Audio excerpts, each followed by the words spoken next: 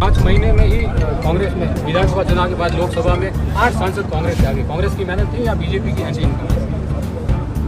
ये जो चुनाव था, अभी राष्ट्रपति महोदया किसको न्योता देती हैं, किसकी सरकार का क्या निर्माण होता है, समय बताएगा।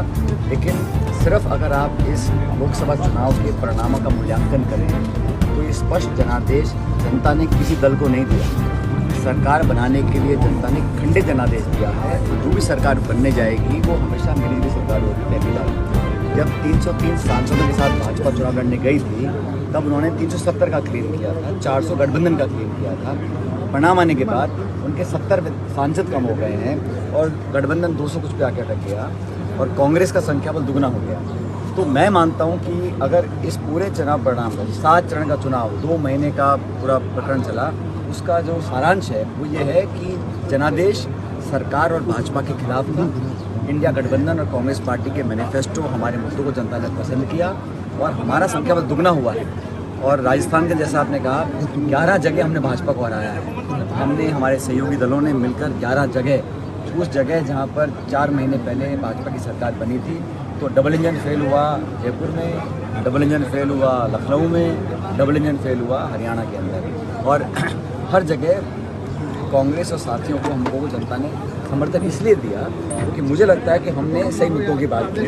अब भाजपा बात करती थी मंदिर, मस्जिद, मंगलसूत्र की और हिंदू मुसलमान की, हम बात करते थे एमएसपी पे कानून बनाने की, रोज़गार की, निवेश की, महंगाई की, बेरोजगारी की। जनता ने हमारी बातों को स्वीकार किया और राजस्थान के अंदर जो परिणाम आए हैं वो पहले से बहुत बेहतर है और मुझे लगता है संतोषजनक भी काफ़ी हद तक।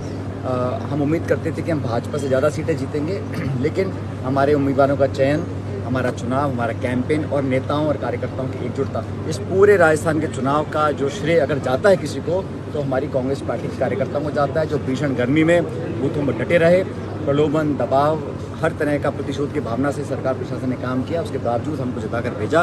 हमारे सारे उम्मीदवार जीत कर आए हैं, वो सब सदन में बैठकर राजस्थान के हितों के लिए संघर्ष कर रहे हैं। सचिन पायलट जालोर नहीं आए तो क्या उसकी वजह हो सकती है वैभव गहलोत की हार?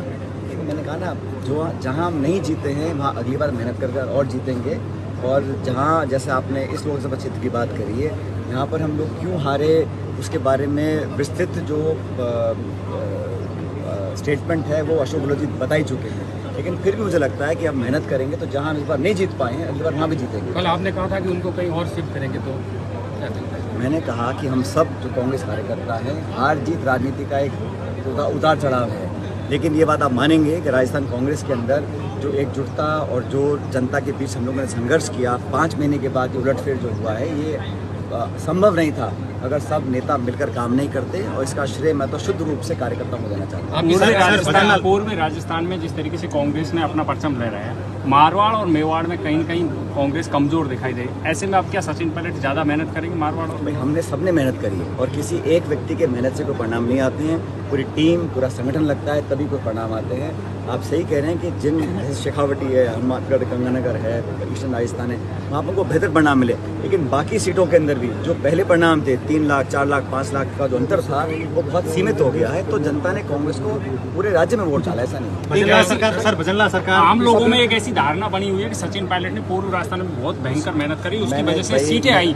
ऐसे में आप सचिन पायलट का कांग्रेस में बहुत बड़ा कद बढ़ गया है। कोई हम सब लोग पार्टी के दिशा निर्देश पर काम करते हैं, जिसकी जहाँ ज़रूरत होती है उसकी उपयोगिता के हिसाब से उसको जिम्मेदारी दी जाती है। मुझे जहाँ काम करने को दिया, हरीश जी को पंजाब में काम करने को दिया, वहाँ हम 7 सीट जीत कर आए हैं। वहाँ पे आप विरोधी साथी क्या क्या बोलते थे, लेकिन वहाँ पर भी हम 7 सीट जीते हैं और हरियाणा में 5 सीट जीते हैं, राजस्थान में हम 8 जमा 3 11 जीते हैं। तो जिस व्यक्ति की संगठन में जहाँ जिम्मेदारी दी जाती है उसको निभाते हैं। और मुझे जहाँ जहाँ उम्मीदवारों ने बुलाया, जिस उम्मीदवार ने बुलाया, जिस प्रदेश में बुलाया, पार्टी ने जहाँ मुझे भेजा वहाँ जाके हमने काम किया। भविष्य में पार्टी जो भी आदेश देगी उसको हम निभाएंगे। सर, सरकार कहती है कि गहलोत सरकार के दौरान जो भर्तियां हुई थी वो रद्द की जाएगी, उनकी जांच की जाएगी। अब इस सरकार को मुझे लगता है पहला काम जो करना चाहिए, पहला आत्मचिंतन कि ये करारा झटका जनता ने लोकसभा चुनाव में क्यों दिया। दूसरा, भीषण गर्मी में बिजली कटौती हो रही है, पानी की सप्लाई नहीं हो पा रही है, आचार संहिता का बहाना लेकर आप कब तक छुपेंगे। प्रशासन को, अमली जामे को आपको कंटीजेंसी प्लानिंग करनी चाहिए थी, सुविधाएं प्रोवाइड करनी चाहिए थी। और जिन वादों को करके आप सरकार बनाई है आपने, पहले उनको पूरा करिएगा। या मैं समझता सरकार को करना चाहिए। आपने पेपर लीक के मुद्दा आपकी सरकार के समय खूब उठाया, ये सरकार उस पर काम कर रही है, आपको लगता है अच्छा काम कर रही है? कोई भी सरकार हो, नौजवानों के भविष्य से खिलवाड़ करने का हक किसी को नहीं है। कोई अधिकारी हो, कोई नेता हो, कोई पार्टी सरकार कोई हो, ये मुद्दा पक्ष का नहीं है। कोई भी सरकार काम करे लेकिन प्रतिशोध की भावना से ना करे, तह तक जाए। जो भी जिम्मेदार व्यक्ति हो उसको कड़ी सजा मिलनी चाहिए। और अब जो नीट की परीक्षा में घपला हुआ है उसकी भी कांग्रेस पार्टी ने मांग रखी है। करोड़ों लाखों ऐसे परिवार हैं जो अपना पेट काट के बच्चों को ट्यूशन पढ़ाकर एग्जाम दिलाते हैं नीट का। अब 720 के 60-65 लोगों को फुल नंबर आ रहे हैं। आंकड़ों में मार्किंग दी जा रही है, उसमें कहीं ना कहीं जांच होगी। लोगों का विश्वास अगर टूट गया, सिस्टम से टूट जाएगा नौजवानों का, तो बहुत दिक्कत आएगी। मैं हमेशा नौजवानों के हितों की रक्षा करता हूँ। हम सब साथी मिलकर उनके भविष्य की रक्षा